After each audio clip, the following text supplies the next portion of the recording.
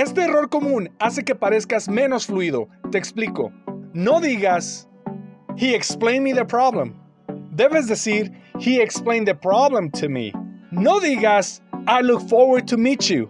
Debes decir, I look forward to meeting you.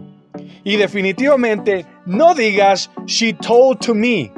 Debes decir, she told me. This is bold business English.